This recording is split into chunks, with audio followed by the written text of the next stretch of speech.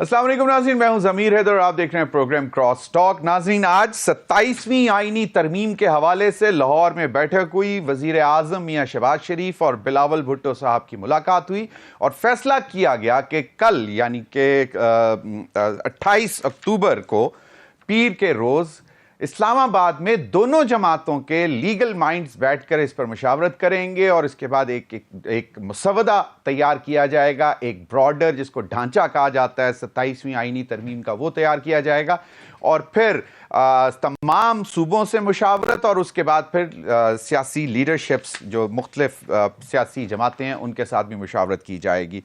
नाज़रीन, नए chief justice honourable chief justice Yahya Afridi साहब को 24 घंटे हो गए हैं और 24 घंटे में कुछ चीज़ें सामने भी आ गई। सबसे बड़ा फैसला तो वही था कि जस्टिस मुनीब अख्तर को उन्होंने शामिल किया, जो कमेटी है जो प्रैक्टिस एंड प्रोसीजर एक्ट के तहत है, फ़िलहाल ऑर्डिनेंस, उसके तहत जो कमेटी है उसमें ऑनरेबल चीफ जस्टिस जो हैं याहिया अफरीदी साहब उसको हेड करेंगे, जस्टिस मंसूर अली शाह साहब और जस्टिस मुनीब अख्तर साहब जो हैं उसके पार्ट होंगे। फिर कल जो है फुल कोर्ट भी बुलाया है, फुल कोर्ट की मीटिंग है, वो ये भी बड़ा इम्पॉर्टेंट है। फिर 7 नवंबर को कहा यह जा रहा है कि एडमिनिस्ट्रेटिव जजेस ऑफ एंटी टेररिज्म कोर्ट्स को उनको बुलाया है और उनको कहा है कि अपनी प्रोग्रेस रिपोर्ट भी साथ लेके आएँ और मुतवक्के है कि 8 नवंबर को शायद सुप्रीम जुडिशल काउंसिल का भी इजलास हो। ये भी मामलात हैं, इन पर भी बात करेंगे। और 26वीं आईनी तरमीम के हवाले से अब क्या मज़ीद आगे क्या उसमें होने जा रहा है। मंगल को कहा यह जा रहा है कि हुकूमत बिल भी पेश करेगी पार्लियामेंट में जिसमें जजेस की तादाद के हवाले से और प्रैक्टिस एंड प्रोसीजर एक्ट को बाकायदा बिल की शक्ल में लाके एक्ट बनाया जाएगा, जो इस वक्त तक ऑर्डिनेंस है। और नाज़रीन, प्रोग्राम के आखिर में हम बात करेंगे, आज 77 साल कश्मीर पर भारतीय फौज मुसल्लत है, उसको 77 साल हो गए हैं। ब्लैक डे 27 अक्टूबर को मनाया जाता है, इस पर भी बात करेंगे। और दहशत गर्दी की बढ़ती हुई लहर और इसके खिलाफ जो ऑपरेशन जा रहे हैं इस पर भी बात करेंगे। मेहमानों का तारुफ करवाता चलूँ, मेरे साथ पहले सेगमेंट्स में मौजूद हैं हसनात मलिक साहब, सीनियर जर्नलिस्ट, कोर्ट रिपोर्टर और बड़ी गहरी नज़र रखते हैं तमाम लीगल मामलात जो होते हैं। बहुत बहुत शुक्रिया हसनात आपके वक्त का। मेरे साथ मौजूद हैं हाफिज़ एहसान साहब, बहुत बहुत शुक्रिया आपका। तो तारुफ अब मतलब माशाल्लाह इतने जलवा अफरोज़ होते हैं आप मुख्तलिफ टीवी चैनल्स पर, आपका भी बहुत बहुत शुक्रिया। अब एक चीज़ तो पहले जो मुझे याद आई, हमने मेरे ख्याल में कोई हफ्ता 1.5 हफ्ता पहले एक प्रोग्राम किया था 26वीं आईनी तरमीम के पास होने से पहले, जिसमें हसनात ने कह दिया था कि कॉन्स्टिट्यूशनल कोर्ट नहीं बनेंगे और आपने कहा था कि बनेंगे। एक तो ये चीज़ हो गई। दूसरा ये कि अब ये 27वीं आईनी तरमीम होने जा रही है, ये क्या कहानी है? बिस्मिल्लाहिर्रहमानिर्रहीम। अज़मीर साहब, आपका बहुत शुक्रिया कि आपने मौका दिया। जिस कॉन्टेक्स्ट में आपने बात की है कॉन्स्टिट्यूशनल कोर्ट बनना या ना बनना, उसके अंदर ये था कि ओरिजिनली आइडिया ही कॉन्स्टिट्यूशनल कोर्ट का था, लेकिन जब सारी पॉलिटिकल पार्टीज कंसेंसस की तरफ चली गई, वो तो हो गया ना, नहीं एक सेकंड, तो उसके बाद ये हुआ ये कि कॉन्स्टिट्यूशनल कोर्ट की जगह कॉन्स्टिट्यूशनल बेंच आ गया। ठीक है। और जब मैंने यही कहा था कि अगर आपने जितनी देर तक री एलोकेशन ऑफ जुरिसडिक्शन या डिवीजन ऑफ जुरिसडिक्शन नहीं करेंगे, आपके ये सारे मसाइल जो हैं वो हल नहीं होंगे। अब एक हद तक तो पार्लियामेंट विजा वर्स सुप्रीम कोर्ट आपका इशू जो है वो किसी हद तक रिजॉल्व हुआ, या अपॉइंटमेंट ऑफ जजेस का या सुप्रीम जुडिशल काउंसिल्स का है, लेकिन क्या पाकिस्तान का आम आदमी जो है उसको 26 कॉन्स्टिट्यूशनल अमेंडमेंट ने फ़ायदा दिया है? तो उसका जवाब यह है कि नहीं दिया। उसकी वजह यह है कि जब आपने कॉन्स्टिट्यूशनल तो इसलिए अब 27वीं तरमीम लाई जाएगी। इसीलिए वजह यही है ना कि जब आप देखें कि पाकिस्तान की सुप्रीम कोर्ट के अंदर ज़मीर हर मामला जो है वो कॉन्स्टिट्यूशनल जाता है, इंटरप्रिटेशन ऑफ लॉ जाता है। आर्टिकल 184(3) हो या आर्टिकल 185 हो या आर्टिकल 186 हो या 187 के नीचे भी आप जाएँ, और इसी तरह हाई कोर्ट्स के अंदर आर्टिकल 199 है। और यही हुआ है कि 3-4 दिन के अंदर जिस बेंच में चीफ जस्टिस साहब जो अब हैं वो भी बैठे थे, तो केसेस जो हैं वो कॉन्स्टिट्यूशनल बेंच की तरफ चलना शुरू हो गए। और जिनके अलावा भी जजेस थे, जिसमें जस्टिस मंसूर थे, वो भी गए। हाई कोर्ट्स में भी प्रॉब्लम ये आया हुआ है। अब इसका वे फॉरवर्ड एक ही है, और वो फॉरवर्ड जो है, जो आपने कॉन्स्टिट्यूशनल बेंच के लिए कॉन्स्टिट्यूशनल एक आपने जुडिशल कमीशन बनाया हुआ है, वो जुडिशल कमीशन ना इतने केसेस को कोप कर सकता है, चूंकि आइडिया उस वक्त ये था। एक सेकंड, आइडिया ये था, हिस्टोरिकल बैकग्राउंड बहुत टाइम ले लेता है। आइडिया ये था कि 187 केस है, उसके लिए कॉन्स्टिट्यूशनल कोर्ट नहीं चाहिए।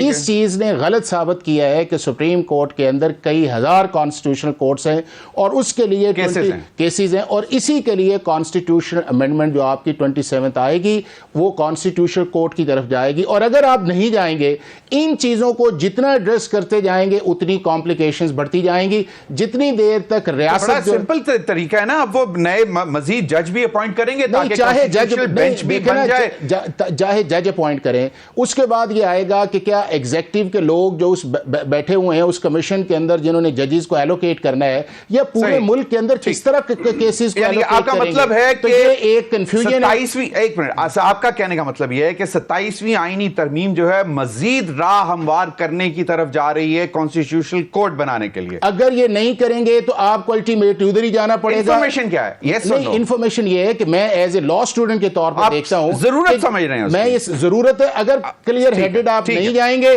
आप इसी चीज के अंदर प्रॉब्लम आएंगे। आपको उसी तरफ जाना पड़ेगा जिसकी तरफ इस लॉ या कॉन्स्टिट्यूशन की स्पिरिट है कि पाकिस्तान के आम आदमी को किस तरह इंसाफ है। बैरिस्टर अकील मलिक साहब ने मेरी प्रोग्राम में बात की थी, जरा असनाद वो सुन लें और उस पर भी कमेंट कर दीजिएगा। और फिर ये जो बात की है, क्योंकि अब फिर ये बज़िद हैं कि कॉन्स्टिट्यूशनल कोर्ट होनी चाहिए, ये जरा सुन ले क्या कहा था बैरिस्टर अकील मलिक साहब ने। मैं आपको ऊपर देता हूँ। अपने इंट्रो में कहा कि मंगल वाले दिन जो प्राइवेट मेंबर डे है उस पे शायद कोई ऐसा बिल इंट्रोड्यूस होगा। ऐसा कुछ भी नहीं होगा। गवर्नमेंट बैक्ड बिल होगा जिसमें जजेस की तादाद बढ़नी है। कितनी तादाद बढ़ा रहे हैं? इस्लामाबाद के हवाले से तो 3-4 जजेस और हैं। वो इस्लामाबाद हाई कोर्ट 4 जजेस ऐड हो सकते हैं। 4 जजेस ऐड हो सकते हैं और सुप्रीम कोर्ट गालबन वो 23 पे ही जाएगा। रिटायर्ड जजेस भी अपॉइंट हो सकते हैं दोबारा। देखिए वो क्राइटेरिया है उसमें, on the top of my head तो मुझे उसमें नहीं है। जो सुप्रीम कोर्ट में प्रमोशन बेसिस जिस तरह हाई कोर्ट के एलिवेट होते हैं, देखिए हाई कोर्ट की फ्रेश अपॉइंटमेंट भी हो सकती है। ये बड़ा इंटरेस्टिंग आपने सवाल पूछा। कुछ मैं समझता हूं कि एलिवेशंस राइप हैं और वो एलिवेशंस होनी है from various high courts to the supreme court and then some fresh appointments may be in the supreme court itself. हमने तो प्रैक्टिस में यही देखा है कि सुप्रीम कोर्ट शाज़र नाज़िर ही जो है प्रैक्टिसिंग लॉयर की एलिवेशन डायरेक्टली होती है, लेकिन शायद इस दफा ये कसम और रस्म भी टूट जाएगी और शायद डायरेक्टली ही सुप्रीम कोर्ट में एलिवेशंस हो जाए। जी असनाद दोनों चीज़ों का जवाब देते हैं। 27वीं आईनी तरमीम, जजेस की अपॉइंटमेंट, और फिर ये कहा जा रहा है कि प्रैक्टिस एंड प्रोसीजर एक्ट भी लाने का है कि वो भी बिल आएगा मंगल को, और अब ये कह रहे हैं कि शायद ऐसी चीज़ भी है। देखिए मेरा ख्याल है, ख्वाहिश तो है कि सुप्रीम कोर्ट को एक सेशन कोर्ट बना दिया जाए और फेडरल कॉन्स्टिट्यूशन कोर्ट जिसमें रिटायर्ड हम ख्याल जजेस की भर्ती की जाए और कंट्रोल एक अदलिया पे कंट्रोल कर। रिटायर्ड जजेस भी हो सकते हैं। रिटायर्ड 68 साल। ये देखें हम अब इन्होंने क्या किया, इन्होंने 26वीं आईनी तरमीम की, इन्होंने मंसूर अली शाह साहब को सुपरसीड कराया, मुनीब अख्तर साहब को सुपरसीड, लेकिन जिनको चीफ जस्टिस बनाया उनके हवाले से अब इनको समझ आ गई वो तो हाईली इंडिपेंडेंट और वो तो इंटरफेरेंस के मामले में बड़ा क्लियर है कि इंटरफेरेंस नहीं बर्दाश्त होगी। और honourable chief justice Yahya Afridi साहब ने क्लियर कट मैसेज दे दिया। बिल्कुल उनके इकदाम देखें ना आप, सुप्रीम जुडिशल काउंसिल की मीटिंग हो, उन्होंने जो जस्टिस मंसूर अली शाह और जस्टिस मुनीब अख्तर को जो उस कमेटी में डाला, असल में अब ये देखें ना, इनका ये अंदाज़ा था कि जब हम इनको 2 जजेस को सुपरसीड करेंगे तो ये इस्तीफ़ा दे देंगे, घर चले जाएंगे, तो पीछे जो है वो कोर्ट इस तरह की सूरत हाल होगी कि हमें कोई किसी किस्म की परेशानी नहीं। हालांकि परेशानी कुछ भी नहीं है। मुझे नहीं समझ आती कि इस हुकूमत का सिर्फ क्या एक ही मैंडेट है कि लोगों के खिलाफ बहबूद के अलावा सिर्फ अदलिया को कंट्रोल करना, उसको कमज़ोर करना। काजी फैसल साहब ने पहले कंप्लेसेंट थे, उन्होंने करवाया कमज़ोर अदलिया को, अब इतना आसान नहीं होगा, अब बैकफायर होगा और अदलिया मेरा ख्याल है वहाँ यूनिटी एक चीज़ आ रही है, रियलाइजेशन आ रही है। इवन जो ये हुकूमत जिन जजेस को समझ रही है ना कि हमारे हम ख्याल हैं, वहाँ उनका भी अब ज़हन में कंसिडरेशन है कि ये तो हमारे इधर मकासद हासिल नहीं हुए। मेरा ख्याल है कि नहीं हुए। अच्छा, जो ऑलरेडी याहिया अफरीदी साहब जो अब इस वक्त ऑनरेबल चीफ जस्टिस हैं, जो पहले फैसले हुए हैं उनका क्या स्टेटस होगा, खासतौर पे 12 जुलाई के फैसले का? चले देखिए 12 जुलाई का फैसला अब सुप्रीम कोर्ट का फैसला है, उस पर अमल दरामद होगा। मेरा ख्याल है कि कल जो फुल कोर्ट मीटिंग है वो वाज़ेह पैगाम है कि सुप्रीम कोर्ट यूनाइट है। Supreme court practice and procedure act में 2 सीनियर जजेस को शामिल करके उन्होंने बड़ा क्लियर मैसेज दे दिया। इसके अलावा जो ये होता है कि जी मिलिट्री कोर्ट बनाए जाएं, क्योंकि ATC जो है वो काम नहीं है, एंटी टेररिज्म, उन्होंने वहाँ की प्रोग्रेस रिपोर्ट मंगवा ली। 7 को मीटिंग एडमिनिस्ट्रेटिव जजेस की, पता चल जाएगा कि कितने केसेस में चालान जमा हुई हैं, ये भी हो है ना कि पुलिस का फेलियर है और ब्लेम जो है वो सारा जजों पे डाला जा रहा है। और फिर सुप्रीम जुडिशल काउंसिल में जो याहिया अफरीदी साहब का 6 जजेस के लेटर में मौक़िफ़ था कि सुप्रीम जुडिशल काउंसिल को बैठ के कोई गाइडलाइन देनी चाहिए, न कि सो मोटो लेना चाहिए। वो वहाँ सुप्रीम जुडिशल काउंसिल में इंटरफेरेंस के मामले में मे बी गाइडलाइन दें, या जो कंप्लेंट है इस्लामाबाद हाई कोर्ट के जजेस के खिलाफ कंप्लेंट है वो देखी जा सकती हैं। इलेक्शन कमीशन के मेंबरान और चीफ इलेक्शन कमिश्नर पे कंप्लेंट है, वो पेंडिंग है।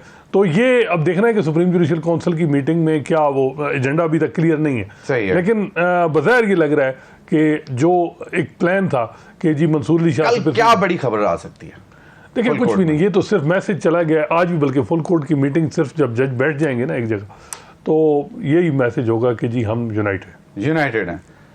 27वीं के ऊपर आप 27वीं तरमीम के ऊपर से देखिए 27वीं नहीं है, इनको 28वीं भी करनी होगी। जब तक अदलिया कंट्रोल नहीं होगी ये पता नहीं कितनी तरमीम होगी। और आखिर में के रिजल्ट से ही आए अभी नतीजा उसका आ चुका हुआ है, 26 अगर ये आ चुकी है। लेकिन अच्छा, लेकिन कुछ लोग ये भी कह रहे हैं कि उसमें अदलिया रिलेटेड एजेंडा नहीं है, वो कोई और एजेंडा है मिलिट्री कोर्ट का। वैसे वो जो पहला राना सनाउल्लाह साहब ने भी आज कुछ एरियाज में है जो मामला, अब देखें उसमें मिलिट्री कोर्ट के हवाले से जो सुप्रीम कोर्ट का फैसला है वो फैसला ये है कि 5 जजेस ने तो ये बड़ा वादे किया है कि जी ये अनकॉन्स्टिट्यूशनल है और वो ICA पेंडिंग है।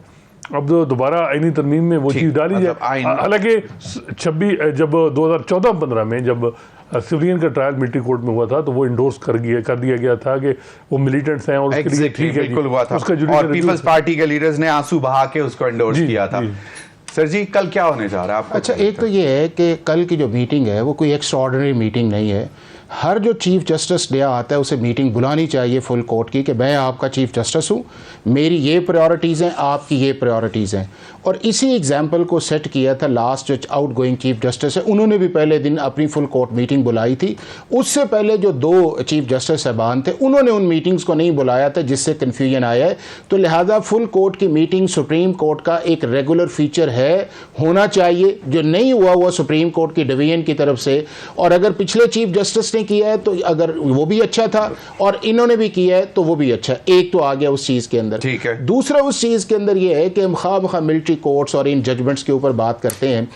250 से ज़्यादा जो अपील्स हैं जो पेशावर हाई कोर्ट के ख़िलाफ़ थी, जो आपकी कॉन्स्टिट्यूशनल अमेंडमेंट 21 थी जिसको पाकिस्तान की सुप्रीम कोर्ट ने वैलिडेट किया, आज भी वो पाकिस्तान की सुप्रीम कोर्ट में पड़ी हुई हैं। तो सुप्रीम कोर्ट को पहले तो ये चाहिए कि जो उनके पास केसेस पड़े हुए हैं उनका फैसला करे, जो 2019 से उसके जजमेंट सस्पेंड की गई है।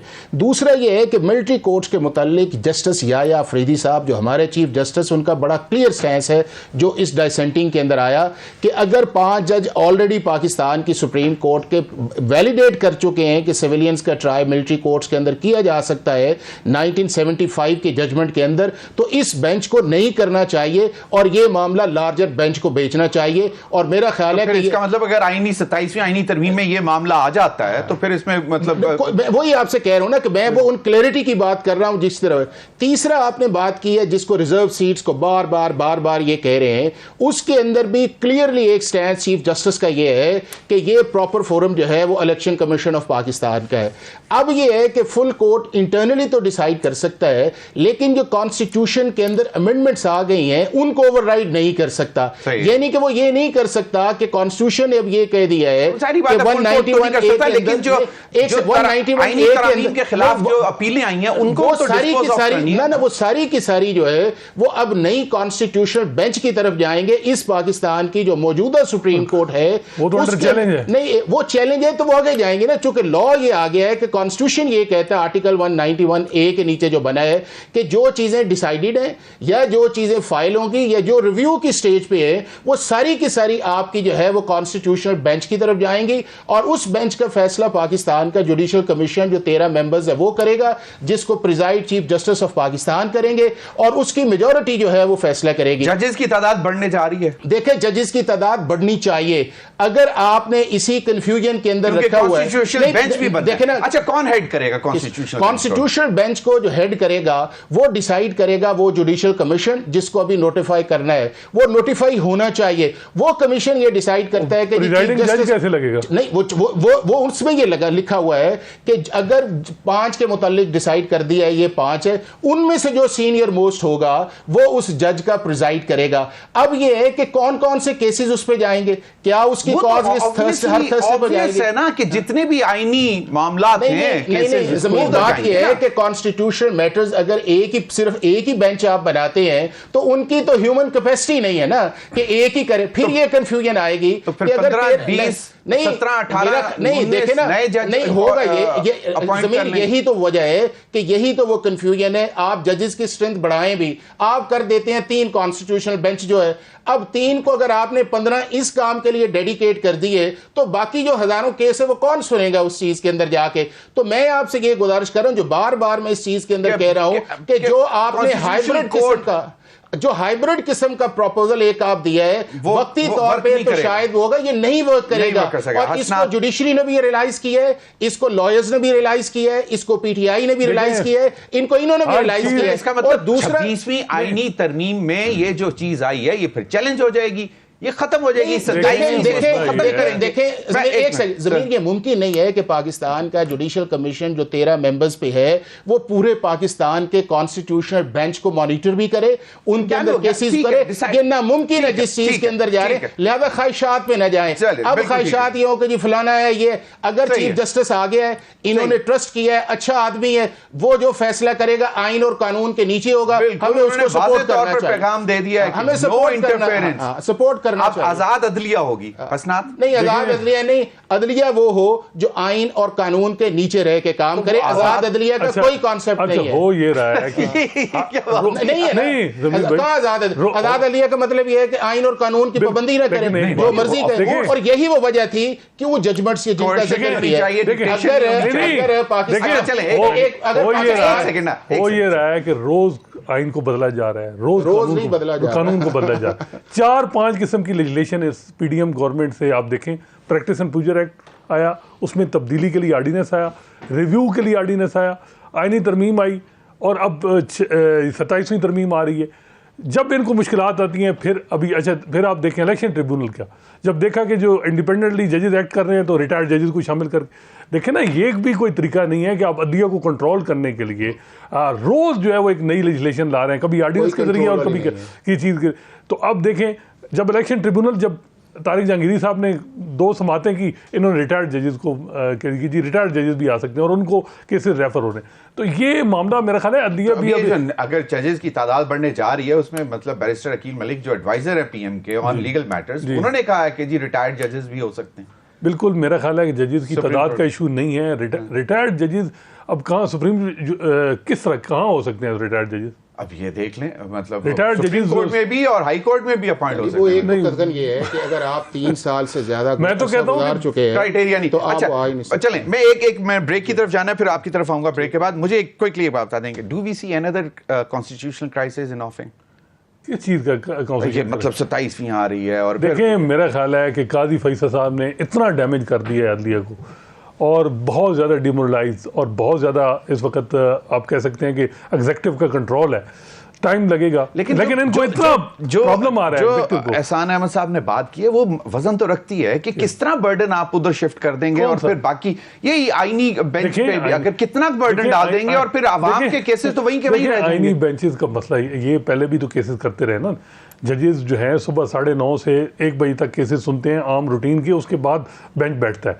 ये नहीं हो सकता कि आप कॉन्स्टिट्यूशन बेंचेस के जो जजेस हैं वो ए कैटेगरी के, और जो बी कैटेगरी के जजेस वो ऑर्डिनरी केसेस, ये नहीं है। ये खुदारा इसको सुप्रीम कोर्ट को तकसीम ना करें कि जी लायक जजेस कॉन्स्टिट्यूशन बेंचेस और नालायक जजेस दूसरे केसेस। ये बड़ा सीरियस मामला है। इनकी तकरीरें सुन लें, इनके प्रोग्राम सुन लें सारे, जो ये तो नहीं करता, ये लीडर थोड़ी है, नहीं, जो भी है, जो इसलिए सारे उस वक्त ये कहते थे जी कॉन्स्टिट्यूशनल कोर्ट की जरूरत नहीं है, कॉन्स्टिट्यूशनल बेंच बनाए, इस तरह शरीयत बेंच है। नहीं, तो अगर वो अभी मैं ब्रेक ले लूं, ब्रेक के बाद मैं हसनात से भी पूछूंगा और मैं पहले आपकी तरफ आऊंगा कि अब ये मामला जो है कि ज्यादा पेचीदा होंगे या आसानियां पैदा होंगी मामलात में भी, और आम लोगों को भी समझ आना शुरू हो जाएगी कि भाई ये आईनी तरमीम का मतलब ये था, क्योंकि अभी क्लैरिटी नहीं है। नाज़रीन, वक्त हुआ एक ब्रेक का, हमारे साथ रहिए।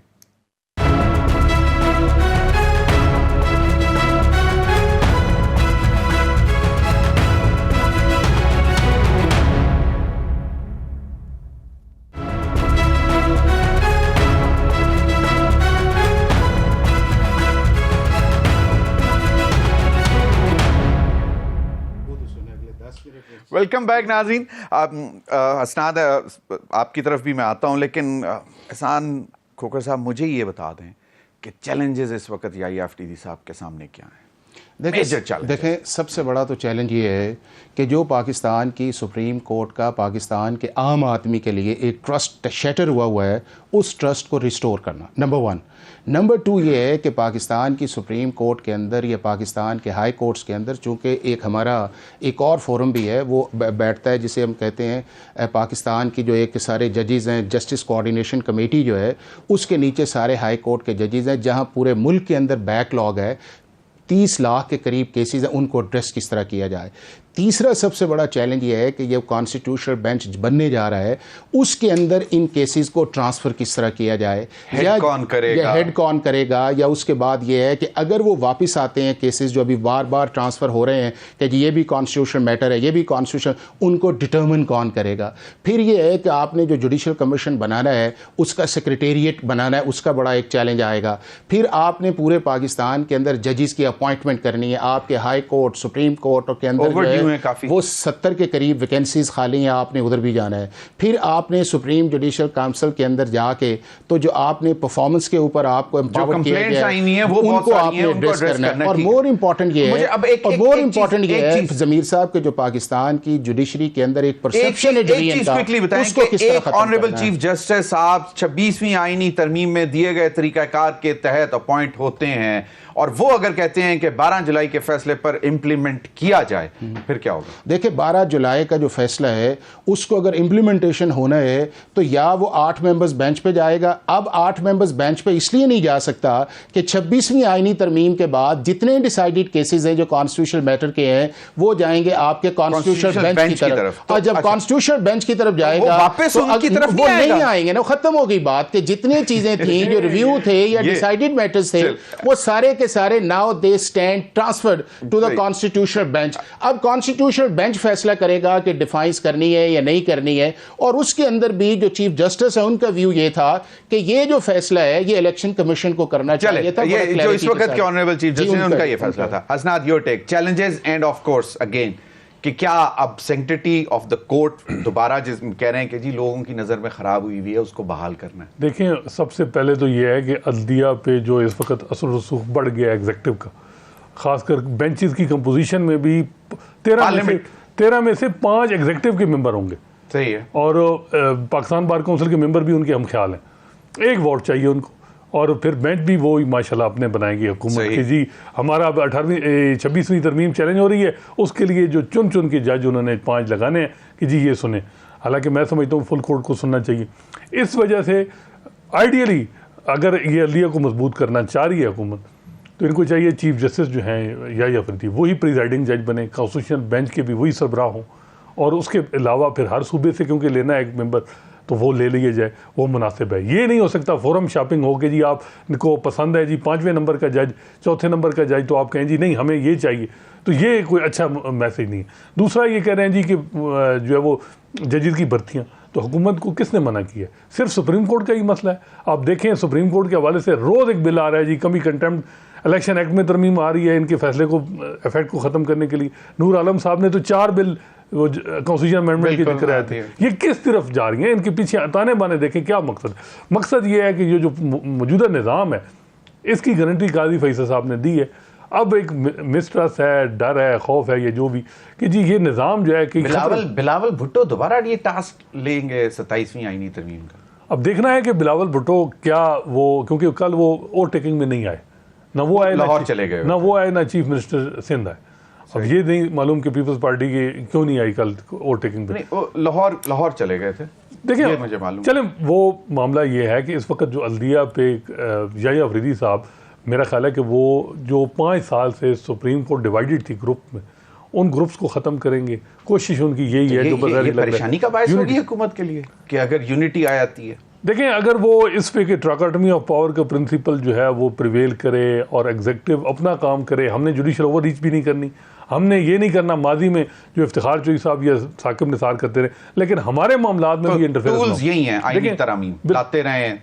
देखिए, लेकिन मेरा ख्याल है कि अब ना प्रॉब्लम ये है कि पहले क्या करेंगे अगर मंगल को ये बिल पेश हो रहा है, उसमें क्या तरमीम? देखें, अब पहले ना इनके लिए बड़ा एडवांटेज था, काजी फैसल साहब थे, वो हर मामले में सहूलतकारी करते थे, राय हमवार भी करते थे। अब देखिए ना, क्यों 63A क्या है? 63A का फैसला अगर ना आता तो हाफिज साहब बताएं कि 26वीं आईनी तरमीम मुमकिन थी, और इस रिकाउंटिंग में 3 MNA जो है वो उन्होंने उड़ाए हैं PTI के। तो इस वजह से मेरा ख्याल है कि अब जो है ना सूरत हाल चेंज है। अब अल्दिया में जो है वो मेरा ख्याल है कि इनको यही करेगी कि जी आप अपना डोमेन में काम करें, हमें हमारे, तो वो कहेंगे कि जी हमारी डोमेन में काम ये है कि हम आइन में तरमीम करें। देखिए, कर रहे हैं, सीलियंट फीचर है, ये अब सुप्रीम कोर्ट फुल कोर्ट का फैसला है कि जो आज़ाद अल्दिया है वो सीलियंट फीचर है आइन का, उसमें आइनी तरमीम भी स्ट्राइक डाउन हो सकती है। जस्टिस काजी फैसल जो फेवरेट थे उन्होंने तो आइनी तरमीम स्ट्राइक डाउन की। अब ये है कि पाकिस्तान की सुप्रीम कोर्ट ने बजाते खुद ये नहीं डिटरमिन करना कि हमारी जुरिस्डिक्शन किस हद तक है। पाकिस्तान के पार्लियामेंट के आइन ने ये डिटरमिन कर दिया है कि पाकिस्तान की सुप्रीम कोर्ट की जुरिस्डिक्शन है क्या है, और वो उन्होंने डिटरमिन कर दिया है कि आपकी सुओ मोटो की जुरिस्डिक्शन नहीं है, आप प्रेयर से बाहर नहीं जा सकते, आपके सामने जो ग्राउंड्स है उसके अंदर आपने फैसला करना है, चाहे आप हाई कोर्ट हैं या सुप्रीम कोर्ट हैं। और उसके बाद ये है कि जो बेंच की कॉम्पोजिशन डिस्क्रिप्शन वाली थी कि चीफ जस्टिस आते थे, 2 जज बिठाते थे, स्टे ऑर्डर दे देते थे, वो ख़त्म हो गई है। अब आपका एक कलेक्टिव विजडम के ऊपर जाके फैसला आएगा। दूसरा उस चीज़ के अंदर यह है कि जिन फैसलों पर बात की जाती है, आर्टिकल 62(1)(f) के अंदर मौजूदा चीफ जस्टिस ने कहा कि यह पाकिस्तान की सुप्रीम कोर्ट का काम नहीं है कि परमानेंट डिस्क्वालीफाई करना, ये लेजिस्लेचर्स का काम है। और जो 6 जज थे उनमें डिसेंटिंग इनका था।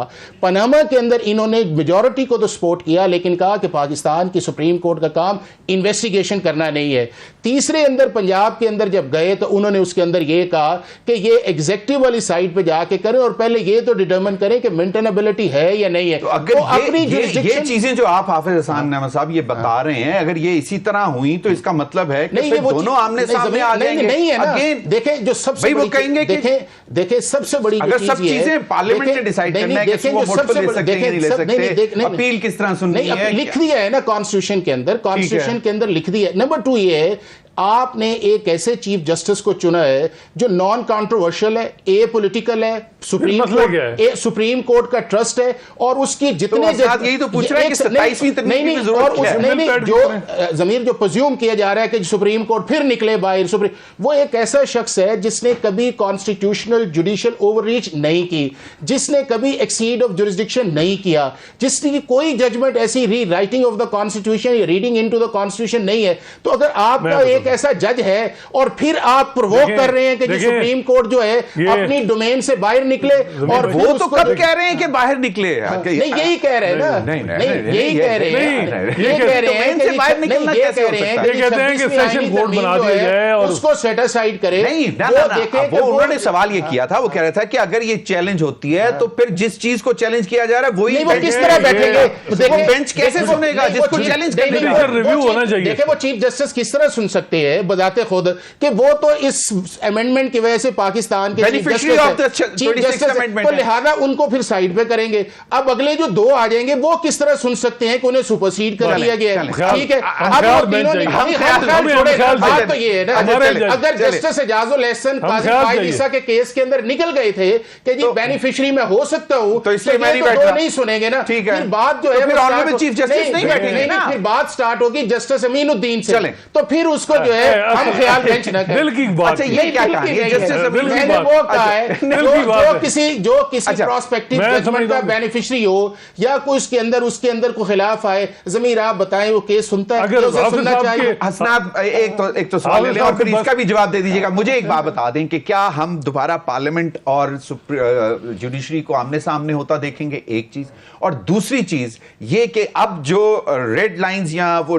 डिविजन्स और बहुत ज्यादा एक्सट्रीम लाइंस नजर आती थी वो खत्म हो जाएंगी, और फिर अगर ये 27वीं तरमीम और ये मामला आगे चलते हैं केसेस को सुनने के हवाले से कि कौन एलिजिबल है कौन नहीं, तो फिर क्या सूरत हाल होगी? देखें, एक तो अब हर मामले में अमीनुद्दीन साहब के सामने केस नहीं लगाया जा सकता, और भी सुप्रीम कोर्ट के 16 जज हैं, उनको भी देखना है।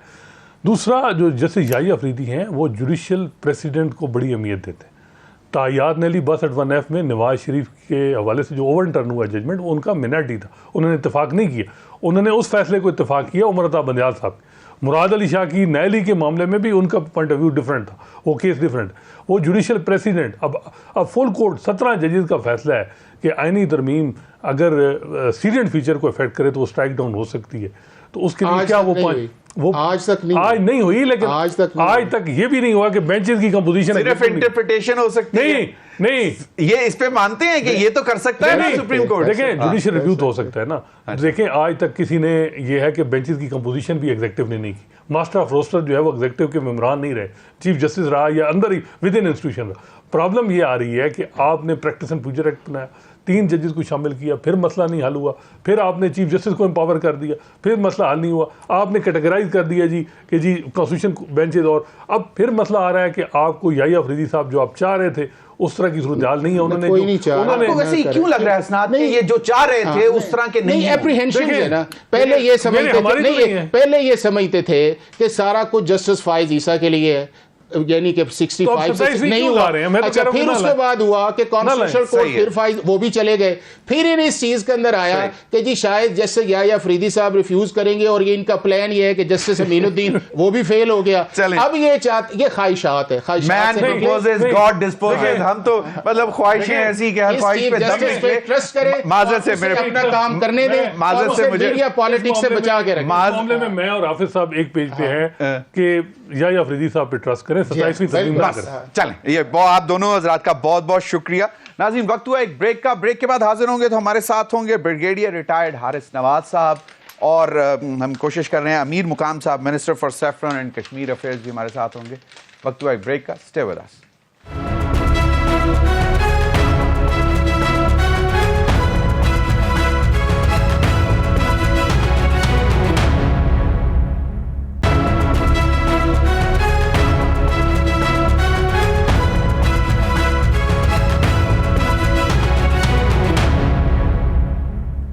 वेलकम बैक नाज़रीन। 27 अक्टूबर यौम सया और भारतीय फौज का कश्मीर पर गाज़िबाना कब्जा, और इस बात को अब 77 साल जुल्म सितम के ये 77 साल हैं। इस पर अभी हमें ज्वाइन किया है अमीर मुकाम साहब, federal minister for saffron and Kashmir affairs. बहुत बहुत शुक्रिया अमीर मुकाम साहब आपके वक्त का। अमीर मुकाम साहब, क्या पैगाम देना चाहेंगे आलमी दुनिया को कि अब ये हद हो गई, 77 साल हो गए हैं और भारत जो है वो हट दर्मी से हट नहीं रहा, और मकबूजा कश्मीर में आपको मालूम है आए रोज जुल्म सितम की नई कहानियां रकम की जा रही हैं। 70 साल नहीं, 77 साल हो गए। अगर आप 27 अक्टूबर 47 से लेकर आज तक, और वही जो कश्मीरियों उनके विश और उनके राय उसके मर्जी के खिलाफ वही इंडिया ने अपने फौज भेजकर और वही कब्जा कर लिया। और ताज्जुब की बात यह है कि यूनाइटेड नेशन के जो खुद इंडिया यूनाइटेड नेशन में गई और वही से रिजोल्यूशन पास हो गए और ये कह दिया गया कि ये कश्मीरियों का हक है, उनसे पूछा जाए कि वो पाकिस्तान के साथ जाते हैं या इंडिया के साथ या इंडिपेंडेंट रहना चाहते हैं। सही। तो वही मैं आलमी दुनिया को सबसे बड़ी बात ये है, अगर अभी तक इसमें कामयाबी नहीं हुई, मैं उस डबल स्टैंडर्ड को, हमें हैरत है कि ये बात तो करते हैं किसी मुल्क में कि ह्यूमन राइट्स की वायलेशन हो रही है, मगर जब मुसलमानों की बारी आती है तो उनको वायलेशन नजर नहीं आ रही है, वो फलस्तीन में या कश्मीर में। एग्जैक्ट फिगर अगर आप वही से ले रहे, जब कश्मीर की मूवमेंट शुरू हुए तो कोई 97,000 97,000 लोग उसमें शहीद हो गए और 20-22 हजार इस तरह खवातीन के वो बेवा हो गई है, लाखों के बच्चे इस तरह यतीम हो गए, लाखों के घर उसके मिसमार कर दिए गए। अभी तक उनकी वही जो सारी पार्टी है और उनको बैन कर दिया गया और लीडरशिप जेलों में भी हजारों की लीडरशिप की शहादत भी जेल में हुई और अब भी जेलों में पड़े हुए हैं। अभी अगर आप ओ शबीर शाह और यासीन मलिक और किसके शोरों करके अब भी जेलों में, तो हमें समझ ही नहीं आता कि यूनाइटेड नेशन की तरह उनकी इतनी बड़ी जमहूरियत का दावा करने वाले इंडिया वाले कि उनसे न पूछने वाला उसकी वो जमहूरियत किधर गई और किधर गई? ये भी बर्दाश्त नहीं हो गई कि 5 अगस्त 2019 को 2019 को जो उसके अपने इंडिया की आईन में वो शिक़े मौजूद थे, वो 370 और 35 जिसमें ये लिखा था कि कश्मीर की एक स्पेशल स्टेटस होगी और वही कोई बाहर से आकर जमीनें खरीदना, जायदाद खरीदना वो अलाउ कर दिया उनको। बिल्कुल। मैं एक मुख्तसर सा एक सवाल आपसे और करूंगा अमीर मुकाम साहब। शार्ट करके ना चाहता हूँ, नहीं प्लीज मैं ये कहना, आप सवाल करें। मेरा सवाल ये था कि अभी शंघाई कॉर्पोरेशन ऑर्गेनाइजेशन के इजलास में जयशंकर आए थे, उनके फॉरेन मिनिस्टर, जिसको मियां नवाज शरीफ साहब ने कहा था कि ये एक अच्छी बिगनिंग है और उन्होंने कहा था कि मजीद आगे बढ़ना चाहिए। तो किसी तरह ये कोशिश है हुकूमत के अंदर कि टेबल पर बैठकर ये एजेंडा रखा जाए और बाकी मामला ठीक तरीके से चलते रहें? और तो ये ऑप्शन है भी नहीं। ये तो इंडिया को भी साबित हो गया। अगर अभी यहाँ वही इंतखाबात हो गए अभी जस्ट नाउ चंद दिन पहले, तो उसमें भी ये मोदी सरकार का ख्याल था कि वही से जो कश्मीरी ऑक्युपाइड जम्मू कश्मीर है वो खुश है कि हमने इनके आर्टिकल खत्म किए और उन्होंने साबित कर दिया कि हम नाखुश है। उनको वोट ही नहीं किया और एक छोटी सी पार्टी को, वही की जो लोकल पार्टी है, उसको वोट दिया और उसके खिलाफ ये मैसेज दिया कि हम ये नाखुश है और आप इसको वापस करा दे। तो मैं भी कहता हूँ कि इससे उसको भी बैठना चाहिए और हमारा ये डिमांड हमेशा, अगर उस दिन बात हो गई वो उसका फॉरेन मिनिस्टर आ गया, अच्छी बात है, खुशाइन बात है, मगर इसमें ये बात नहीं कि हमने वही कश्मीर की इशू कंप्रोमाइज की। वो हर पाकिस्तानी की दिल में और इंशाअल्लाह ताला ये कायम दायम रहेगा और इंडिया की ये ख्वाब ये इशू दफन हो जाए, खत्म हो जाए, दफन नहीं हुआ है, ये जिंदा है। जब तक एक कश्मीरी जिंदा हो और एक पाकिस्तानी जिंदा हो, जब तक उसका हक न मिले तो ये जिंदा रहेगा। बहुत बहुत शुक्रिया अमीर मुकाम साहब आपके वक्त का। ब्रिगेडियर हारिस नवाज साहब, ये अब हम ड्रम बीट कर रहे हैं, साल गुजर गए, 77 साल ब्लैक डे मना रहे हैं, किसी के कानों पर जूं तक नहीं रेंग रही, वजह क्या है? देखें जमीर, बात यह है कि अभी आप इनसे बात कर रहे थे, ये कश्मीर के मिनिस्टर भी हैं। I just wanted to ask him question what you have done. So you should have, sir. I'm sorry, sir. I should have, like, you know. आपकी स्ट्रेटजी क्या है? आप इतनी बड़ी इस इम्पोर्टेंट अपॉइंटमेंट के ऊपर हैं जो कश्मीर कमेटी होती थी। Where is that Kashmir committee? And what ये अभी जो मुझे कश्मीर के मिनिस्टर उन्होंने क्या किया है? जबकि इंडिया ने, आपको याद है कि ये जिस वक्त ये इंडिया गया, भागता हुआ गया था, नेहरू जब आप गए थे यूनाइटेड नेशन में, रोते हुए कि खुदा के लिए बताएं कश्मीर जा रहे हैं, हम हक खुदरादित भी देंगे, प्लेबिसाइड भी करेंगे, जो रिक्वायरमेंट है पूरी करेंगे और वी एक्सेप्ट कि यूनाइटेड नेशन का डिस्प्यूट है और इसको रिजॉल्व। उसके बाद यूनाइटेड नेशन की ऑब्जर्वर ग्रुप आज तक पूरी लाइन ऑफ कंट्रोल के पोस्टेड है। इससे अंदाजा लगाएं कि रिमेन डिस्प्यूटेड ऑन ये जेनेवा कन्वेंशन के ऊपर और यूनाइटेड नेशन के ऊपर। बात यह है कि इसके बाद उन्होंने उसके बाद उन्होंने कहा जी ताशकंद में होगा, बायलैटरल इशू हो गया, चलें जी डिस्कस कर रहे थे। हाउ कैन यू यूनिलेटरली, आप कहते हैं जी 370 को आपने ख़त्म कर दिया, आपने 35A ख़त्म कर दिया, आपने जाके वहाँ के अब जो अपने यूनियन फ्लैग लगा दिया, आपने तमाम लोगों को, पॉलिटिकल पार्टीज को आपने अरेस्ट कर लिया, ब्लैकआउट कर दिया, कर्फ्यू लगा दिया। दुनिया में कहीं इतना नहीं हुआ कि 1 करोड़ लोगों के ऊपर लगा और इंटरनेट बंद, ऑल बंद, उनके जितने ऑर्चर्ड से बागात वो रेज कर दिए, जवान लोगों को पकड़ के आगरा बिहार जेल में बंद कर दिया, कारोबार तबाह कर दिए, बड़े बच्चे बूढ़ों को, जो औरतों जिस तरह शहीद किया। अली गिलानी को 90 साल के शहीद मरने के बाद उनकी बॉडी को ले छीन के ले गए। आई मीन ये इन्होंने जुल्म की इंतहा कर दी। But the only thing is, please remember, कश्मीरियों के लिए पाकिस्तान उनकी आवाज है। Pakistan has to take stand, they know, और हम कभी कॉम्प्रोमाइज नहीं कर सकते। इंडिया क्या चाहता है?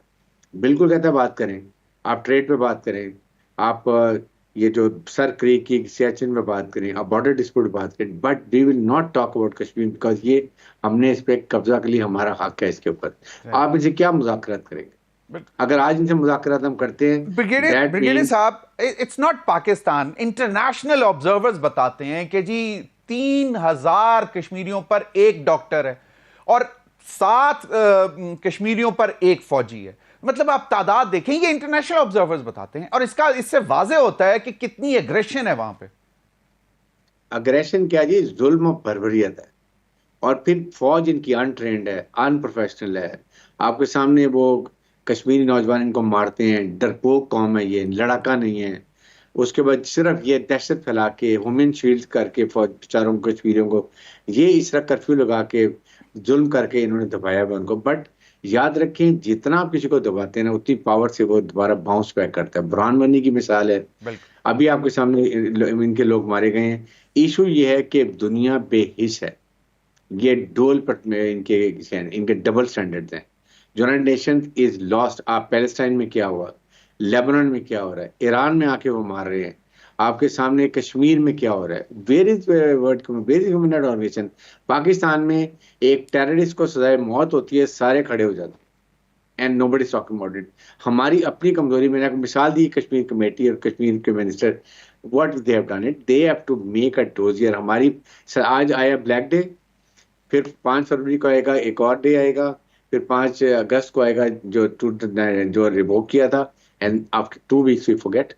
We have to have a continuous proactive policy diplomacy for our office को।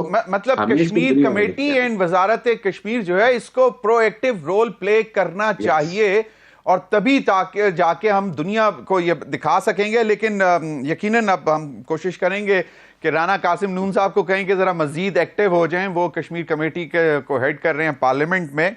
ब्रिगेडियर साहब, अब एक और मामला बड़ा संगीन होता जा रहा है। 12 मरतबा आपसे इस पर डिस्कशन हुई है, लेकिन पिछले कुछ अरसे में हम देख रहे हैं कि दहशत गर्दी दोबारा सर उठा रही है।